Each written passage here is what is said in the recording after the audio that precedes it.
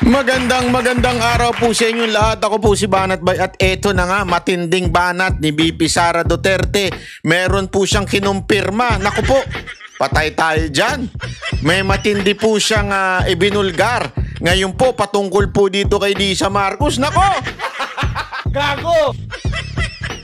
Totoo kaya ito? Naku po, patay tayo dyan. Kasi alam nyo mga kababayan, hindi po magsasalita si BP Sara Duterte nang wala ho siyang hawak na katibayan dahil delicates po.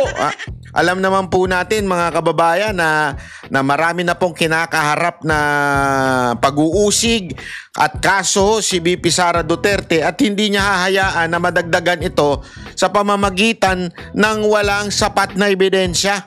Kasi mga kababayan, kung wala po siyang ebidensya, ito po'y matinding may pagkalaibiluso. Kung titignan mo yung anggulo ng kanyang sinabi, yung kanyang binulgar patungkol po dito kay First Lady Lisa Marcos. Pero ako naniniwala ako, naniniwala ako ito isang patibong.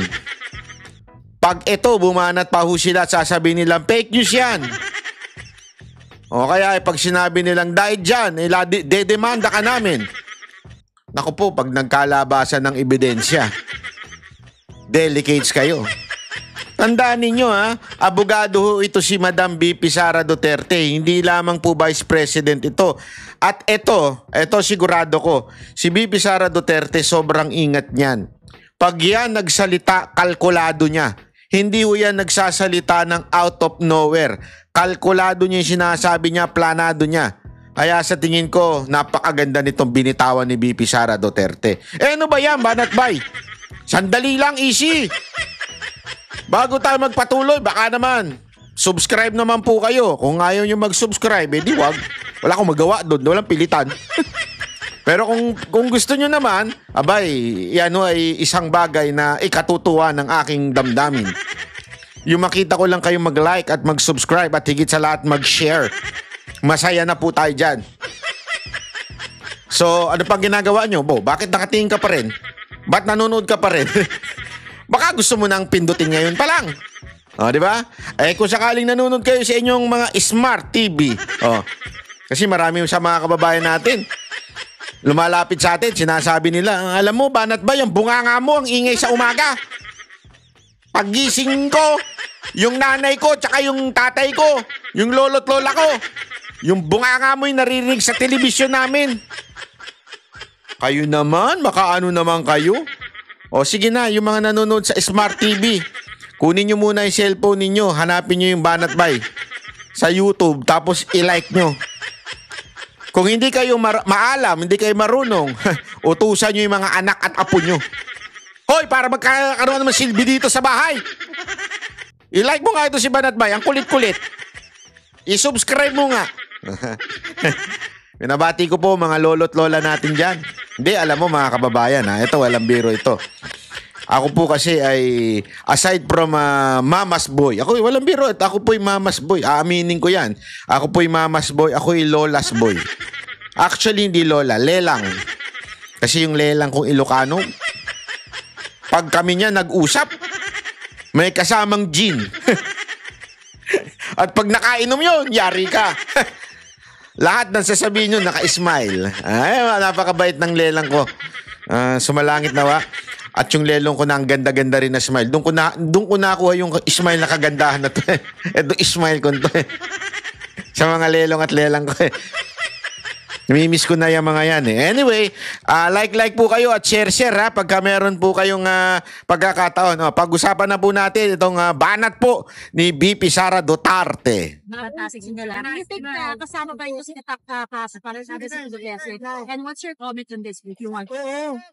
Sinabi ko na nga wala namang ibang ginawa ang administrasyon na ito kundi pamumulitika lang at paninira sa mga kalaban nila sa politika. Kung napansin ninyo, noong lumabas yung malaking issue ng blanco sa mga blanco sa budget, at maraming nagtatanong at maraming nagsasabi na unconstitutional yung budget na tinanong kung paano naging legal yung paggamit nila ng pera, puro blanco yung nasa loob ng budget, ay lumabas yung impeachment ko.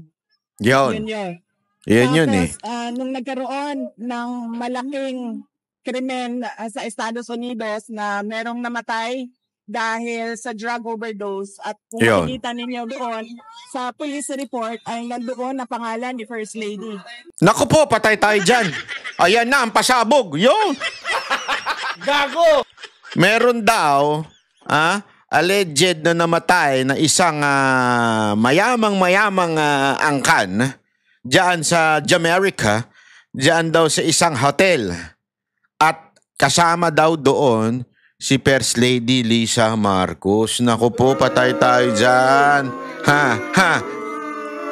Madam Lisa, kaano-ano nyo yun? Ano ginagawa mo doon sa loob ng namatay na Pilipino na mayaman dyan sa hotel at dahil daw sa overdose? Naku po, patay tayo. Sana nakasama siya, no? I mean, sandali, linawin ko lang, maigi. Nakasama siya doon sa imbestigahan. Yon. Nililinaw natin. O, NBI ha, nililinaw ko ha.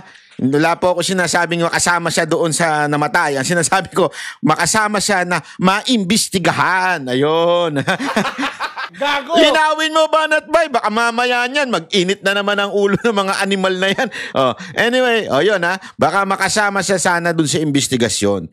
Kasi pag nakasama po siya doon sa investigasyon, ay, alam mo naman sa Amerika, sa Amerika po, kahit anong katungkulan mo, talaga maiimbestigahan ka dyan. Sabi nga ni VP Sara Duterte, kasama daw siya doon sa police report na naandun ang pangalan ni Lisa Marcos. Naku, yari. Anak ng wewe, oo. Kahiya-hiya yun, no? Hindi, eto if this is true, assuming this is true, di ba? Mantakin mo, lalabas dun sa police report, sino mga kasama nitong namatay sa overdose? Lisa Marcos. Kaano-ano nito yung maraming sapatos? Si Amy Marcos. Ay, di pala si Amy. Sorry naman. Si Imelda. Ano yan? Daughter-in-law. Daughter-in-law? So, ibig sabihin ba ganun? Ang alam namin, ang anak niya ay presidente. So, ano siya? Siyempre, English speaking yun. Sasabihin ng yung police. Then, therefore, who is she? Is she the wife of the President of the Philippines? Yes, Your Honor. Biglang gaganon ngayon. Wow! Imagine that. Imagine that. The wife of the President of the Philippines is together with the person who died of overdose. Ang sagwa nun, Brad. Assuming na kung totoo, hindi pala assuming, what if totoo yung sinasabi ni VP Sara Duterte? Diba? Yan ang tanong diyan. Ngayon, dapat magpaliwanag. Diba? Dapat magpaliwanag kasi sinasabi nung iba, may mga nagsasabi, hindi, pag ikaw ang nag-akusa, ikaw dapat ang magpatunay. Tama po yan. Walang problema po diyan kung ikaw ay isang private citizen.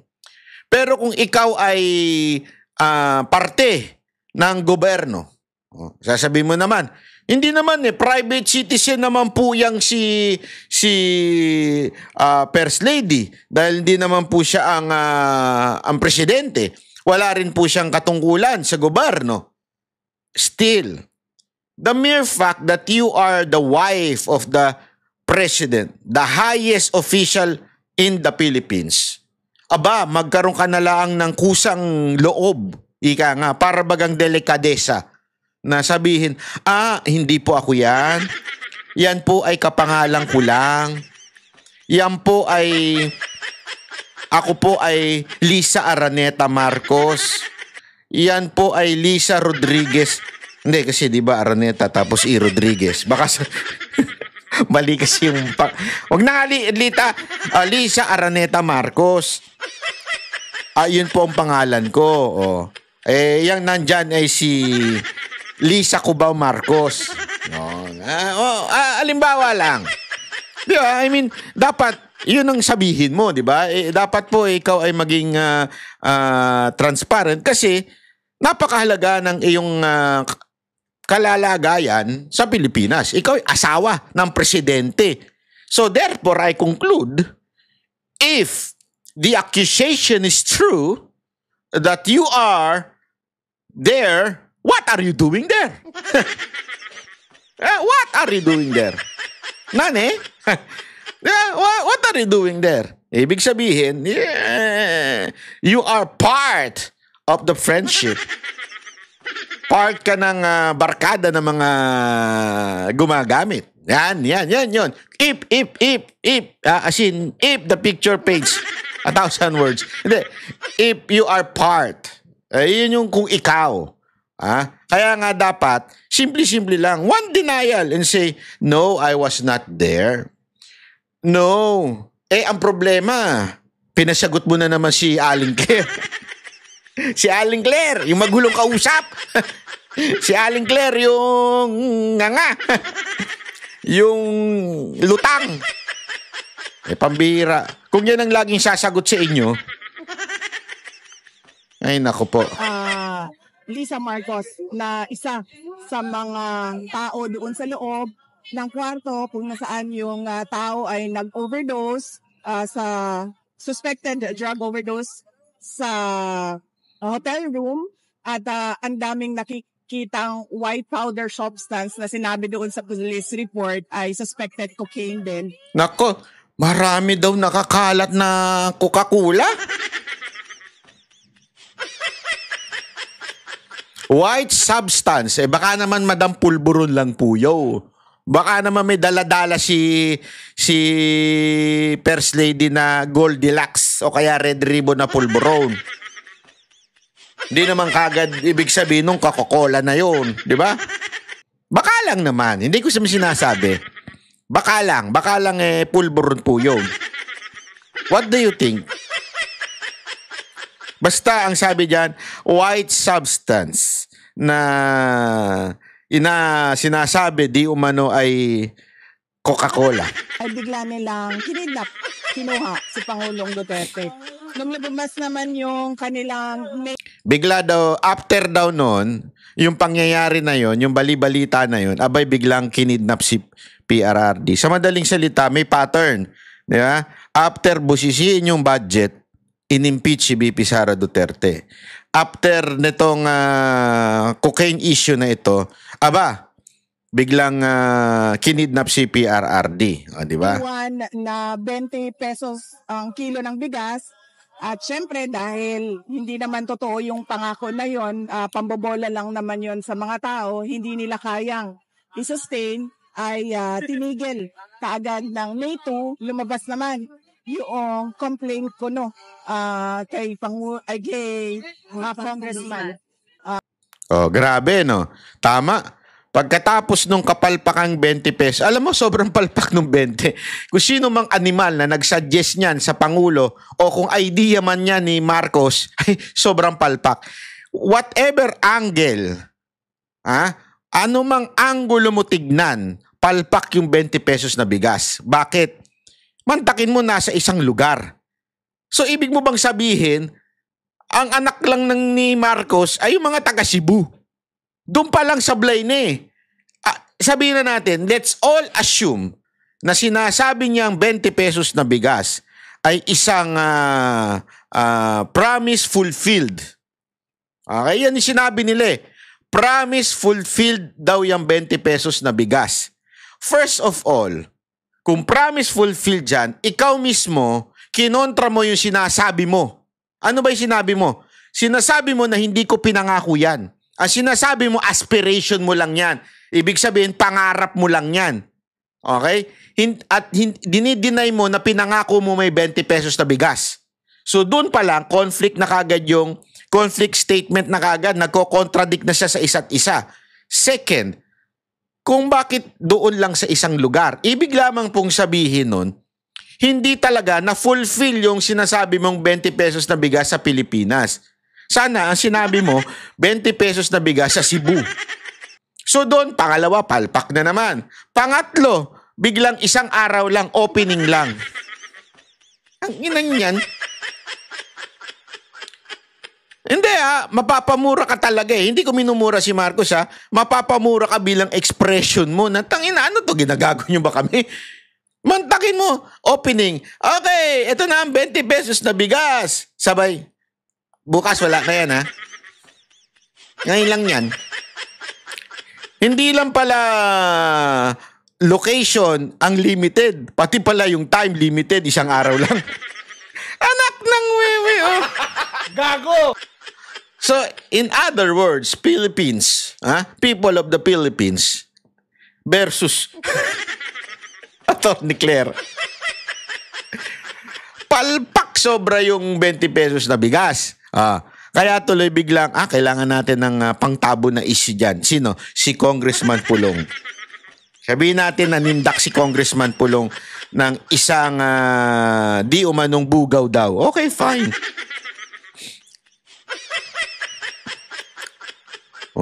Mantangin mo, February nangyari yung sinasabing krimen, ina-accuse, tapos ngayon lang lalabas ng May.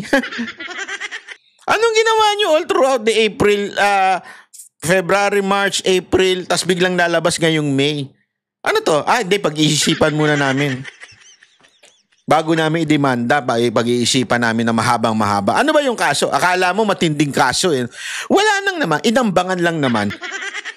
Hindi ko sinasabing tama pero para mag-isip ka ng 2 buwan, mahigit. Ang kaso mo lang naman, inambangan ka lang naman. Wala naman nasaktan. Mantakin mo ang kwento pa niyan, ang dami-daming tao doon. Kita nyo, hindi nagre-react. Kasi talagang may problema. Meron problema ang ginawa. Baala na po kayo. Basta, naikwento ko na po sa inyo yan. So, whatever, the point here is halatang halata that the things na nilalabas na kasinungalingan nitong kampo ni Marcos, walang iba kung hindi isang diversion. Diversion sa mga totoong issue. Ano ba yung totoong issue? 1, yung budget na may blanco. 2, yung hindi dumaan na due process kay Pangulong Duterte. Yung pag-kidnap. Mantakin mo kidnapin ng isang presidente. Alam mo, dinaig nyo pa yung ginawa kay Marcos Sr. Hindi nyo ba naiisip to? Dinaig pa nila. Yung kay Marcos Sr., taong bayan na nagpaalis kay Marcos Sr. Dito, yung bata lang ni Torre. Kayo-kayo lang. Diba? Ako talaga, mag-aantay talaga ako na one day singilin ng hustisya itong si Torre. Sa totoo lang, Torre. Ngayon, ikaw ay nandyan sa ibabaw. Pero darating ang panahon, narinig ko nga ito sa isa, nakalimutan ko na kung sino nagsabi nito. Darating ang panahon na ikaw ay magre-retire. Yung mga tao, nire-respeto ka lang ngayon dahil takot sila sa'yo dahil ikaw ay sipsip at makapangyarihan sa loob ngayon ng administrasyon ni Marcos.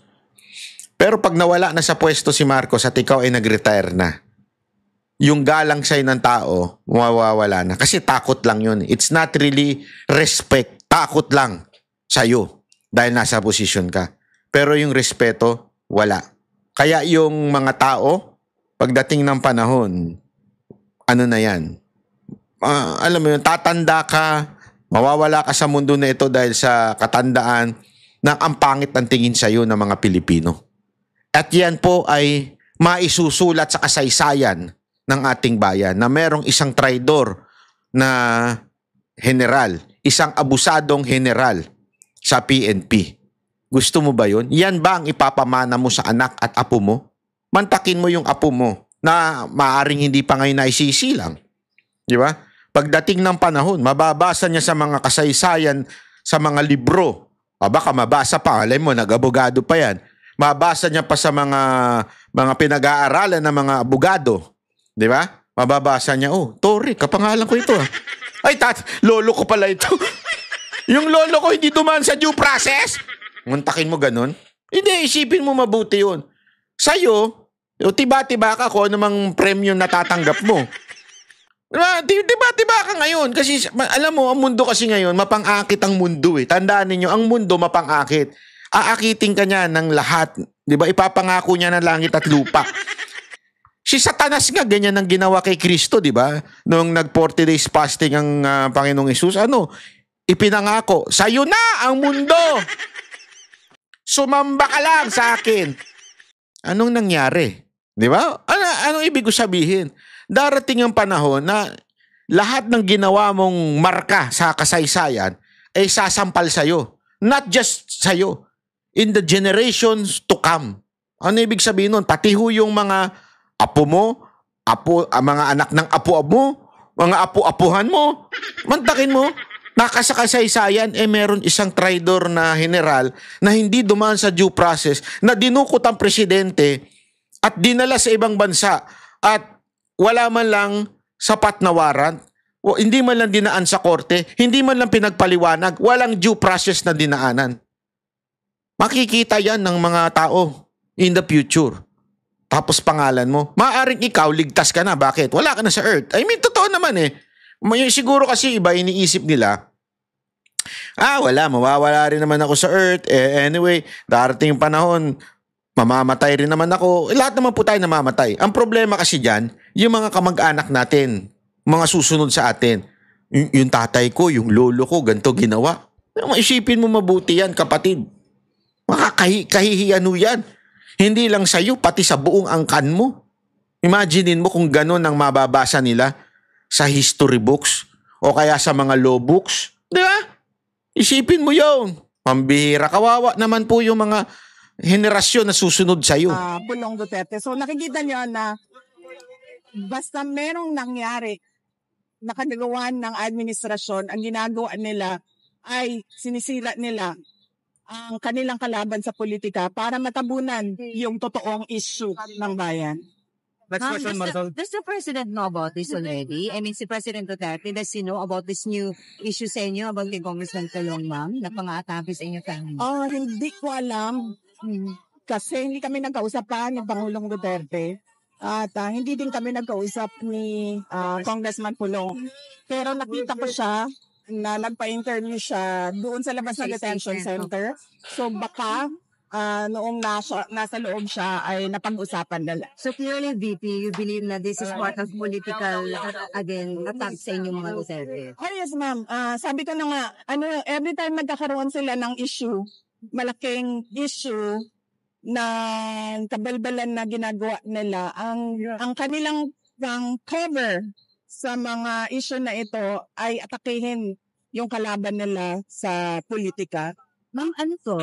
From national or we're talking here about local politics, dyan lang po sa Davao? Hindi, national.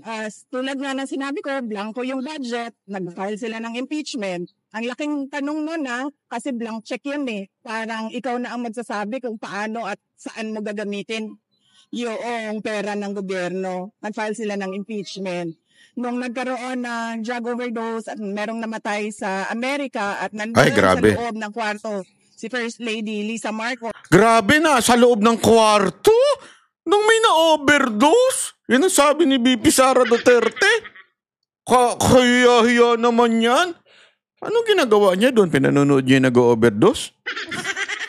Hindi. Iniisip ko kasi, lawakan natin yung pag-iisip natin. Yeah? Nandun daw si Lisa Marcos habang na-overdose yung isa. Ano ginagawa nila doon? Wala lang, nakikwentuhan, nagtotong its habang isa na-overdose.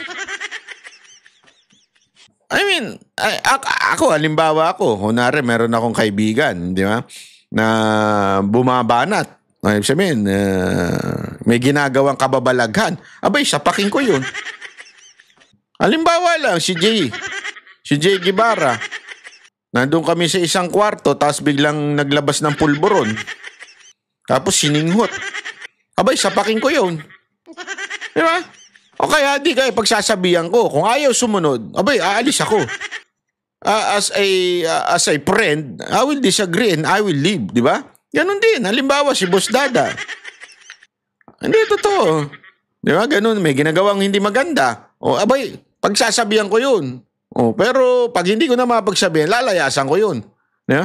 Eh, ang tanong, bakit kaya si First Lady naandun daw nung na-overdose? Sabi ni VP Sara Duterte, hindi po ako nagsabi. Si VP Sara Duterte nagsabi. Kung totoo yung sinasabi ni VP Sara Duterte, ano ginagawa niya dun? Nanonood? Habang nangyayari yung mga hindi magaganda? Wow! Pagoy! Di natin alam. At nandoon sa police report, cocaine yung sinasabing nagkalat doon sa kwarto na yon. Naku, cocaine! Naku! Ay bigla na lang nilang hinila, kinidnap, kinuha, dinukot si Pangulong Duterte. Kami ang boses ng masa, hindi natatakot. Katotohanan lang, di kami nalulunod. Walang bahid ng sismis, lahat ay totoo. Kahit sino ka pa, pag mali ka babanatan ka. Walang pinipiling kulay, wala kaming kinikilingan. Basta para sa bayan, kami lalaban. Pag tama palakpakan, pag mali banatan. Di matitinag, di matatakot, para sa bayan tuloy ang sigaw. Sa harap ng kamera, walang halong takot. Mga baluktot, lahat kayo'y tutumba. Ang hustisya at totoo, yun lang ang mahalaga. Kahit sinong harang, di kami matitinag. Walang pinipiling kulay, wala kaming kinikilingan. Basta para sa bayan, kami lalaban. Pag tama palakpakan, pag mali banatan. Di matitinag, di matatakot, para sa bayan tuloy ang sigaw. Kung nasa tama ka, ikaw ay aming kasama. Pero pag mali ka, handa ka na bang mabasag? Banateros kami, walang inuurungan. Dahil bayan muna, bago ang sarili.